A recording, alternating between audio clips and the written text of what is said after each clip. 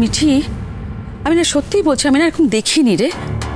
কোনো মেয়ের জীবনে এরকম একটা ঘটেছে, এরকম একটা দুর্ঘটনা ঘটেছে, সেরকম এইভাবে চেঁচামেচি করে, এইভাবে চেঁচিয়ে কথা বলতে পারে।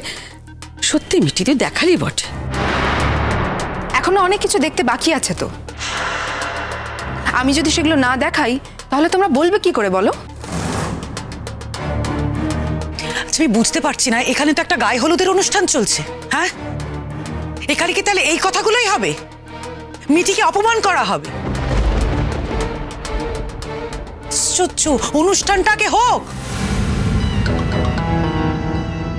দেখো, তোমরা এখানে ইনভাইট করেছিলে তাই এসেছি। এখন যদি তোমাদের দরকারে না লাগে তাহলে বলো। দরকার আছে বই কি, তুমি যে মামি।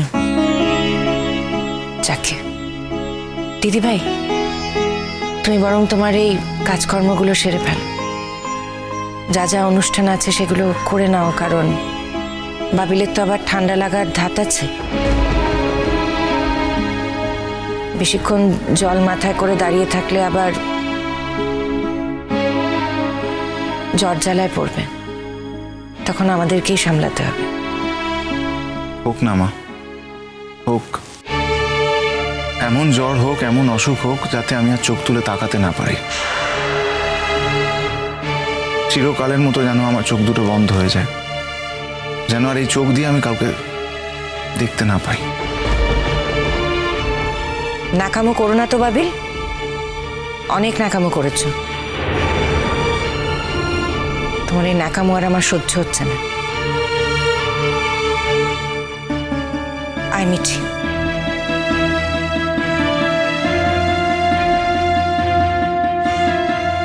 আমি ন্যাকামো করিনি মা, একদিন তোমরা বুঝতে পারবে। আমার সত্যি কথা তো কেউ তোমরা শুনতেই চাইছো না, অন্য একটা মেয়ের কথা বিশ্বাস করছো।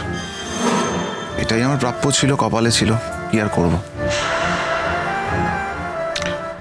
এখন এসব কথা বাদ দে বাবিল। আমিও সেই কথাই বলছি, এখন এসব ছাড় বাবিল, প্লিজ। মামি, মন খারাপ করো না প্লিজ। আজকের দিন আমরা সবাই একটু হই হুল্লোড় করে থাকি। দেখো, যতই হোক আজ আমাদের বাবিলের বিয়ে বলে কথা, তাই না? আর যার সাথেই হোক বিয়েটা তো হচ্ছে। আর আমরা এখন যখন সবাই গায়ে হলুদের আসরে দাঁড়িয়ে আছি, তখন কে কি বলছে, কে কি ভাবছে, এগুলো নিয়ে আলোচনা না করেই বেটার। আমরা বাকি রিচুয়ালগুলো শুরু করি না প্লিজ। আমি কি খুব দেরি করে ফেললাম?